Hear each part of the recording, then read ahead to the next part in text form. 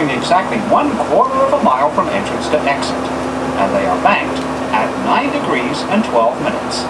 The main straightaway, which we will be seeing in about 5 minutes, and the backstretch, coming up in just a moment, each cover 5/8 of a mile, so that the entire track is 2.5 miles around.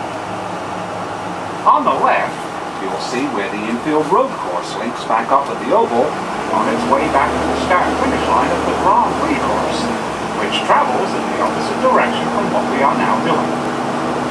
The road course was completed in the year 2000. To our right are the original VIP suites built in 1973. We are riding on the very same 2.5 miles used by the drivers over 90 years ago. Only the surface has changed. During the fall of 1909, down went 3,200,000 paving bricks, which is why the track still carries the nickname, the Brickyard. And where are the bricks today? Well, about 85% of the way around, they're still there, buried under several layers of asphalt. The most recent repaving job took place in the fall of 2004. If you think you may have spotted a golf course on either side, well, you have. It first opened in 1929. It's been revamped a couple of times since, most recently in 1993 by the world-famous Pete Dye, who is from Indianapolis. There are now 4 holes inside the track and 14 over on the right. The old course was once a major stop on the PGA Tour, the 500 Open being held between 1960 and 68. Each September between 1994 and 2000, the seniors played here. The 3-2-1 markers over on the outside fence are 100-yard reference points for entering turn 3. The 500 drivers will make the turn at about 220 miles an hour. The NASCAR drivers with cars which are double the weight will go through at about 170 miles an hour. The fastest laps ever completed here by 500 drivers have been right at 240 miles an hour. That means negotiating a 2.5-mile lap in less than 38 seconds. Or to put it another way, it's the equivalent of traveling down a football field in about 9/10 of 1 second. When we are in the turns, you can see the famed safer barriers up against the walls. They have done much to absorb the energy in the event of an accident resulting in wall contact. Safer barriers are coming into more and more use at major tracks. The very first one was installed at this one in 2002. Carl Fisher had 3 partners, one of whom was James Allison, founder of the famed Allison Engineering. They sold the Speedway in 1927 to a group headed up by World War I flying ace, Captain Eddie Rickenbacker, who had in fact been a regular 500 driver before he ever learned how to fly a plane. In 1945, the track was sold to Anton Holman Jr. of Terre Haute and has remained in the Holman George family for over 50 years. And there's never been any tax dollars used here. The track is privately owned. Out of turn 4 and onto the main straightaway, corporate suites and double-decker grandstands. Can you imagine going all the way down there in 9 seconds? Drivers making pit stops used to drive all the way down this straight and pull over to their respective pit. In 1957, a separated pit lane was installed, and it may have been the first of its kind anywhere in the world. The current 500 cars have to stop several times during the race.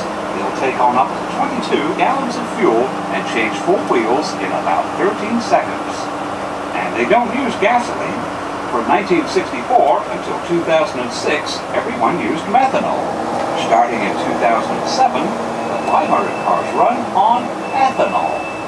The NASCAR and Formula 1 cars, however, do use gasoline. The tall building on the left is called the Pagoda.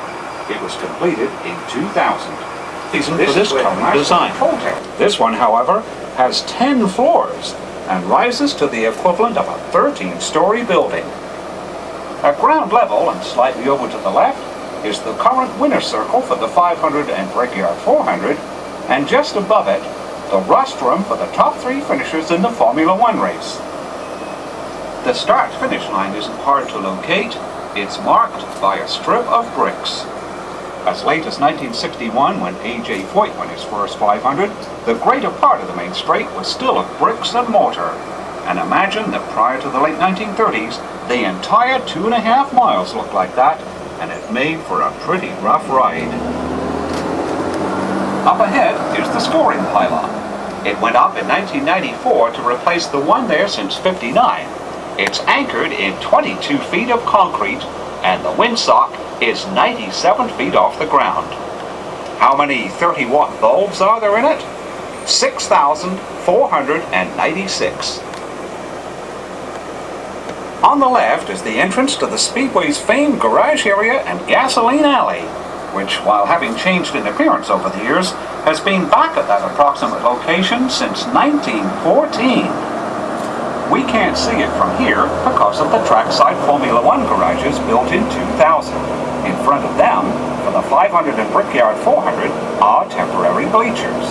At Grand Prix time, the bleachers come out and a separate pit lane comes into use. Famous turn 1. Down behind that guardrail on the left, believe it or not, runs a creek.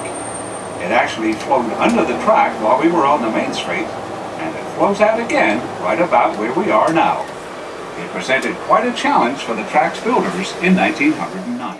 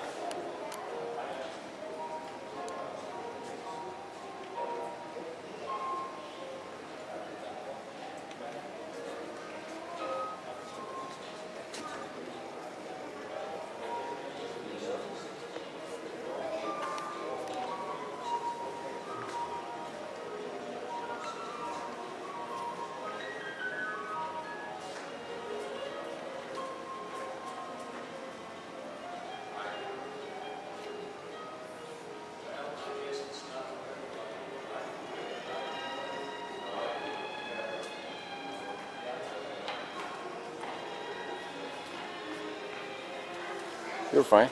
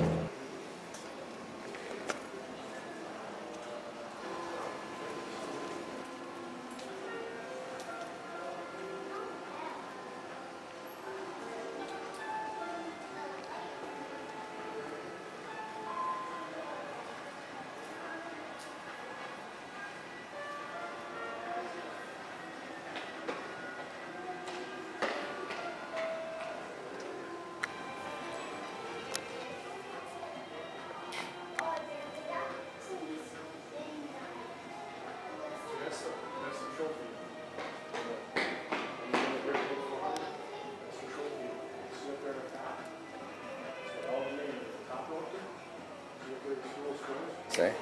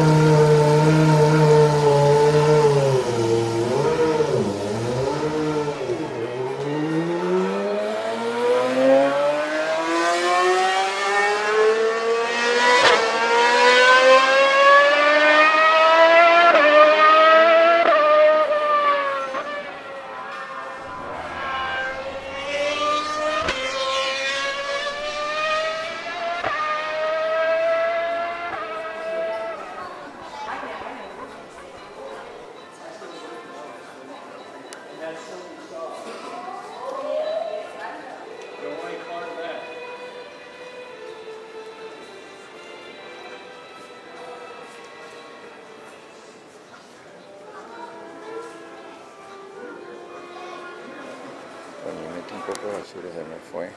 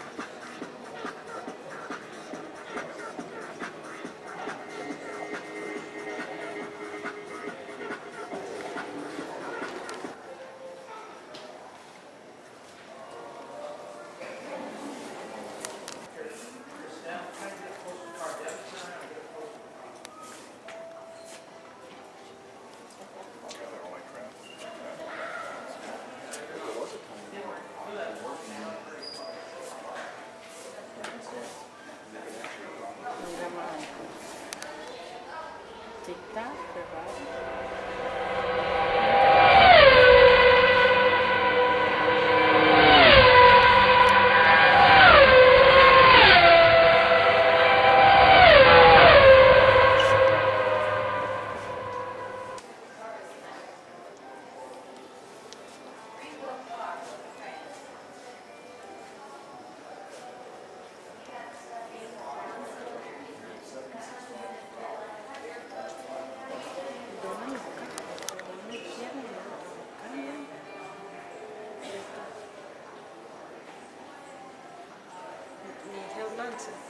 Nigel, Piquet. Nelson Piquet.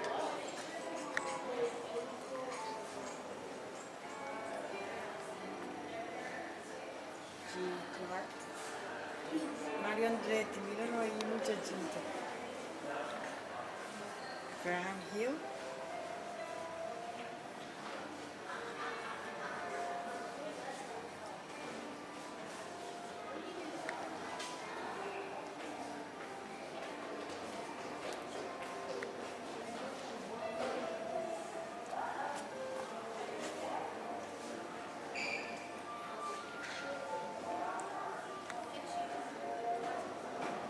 Ese Brahman lo ganó varias veces.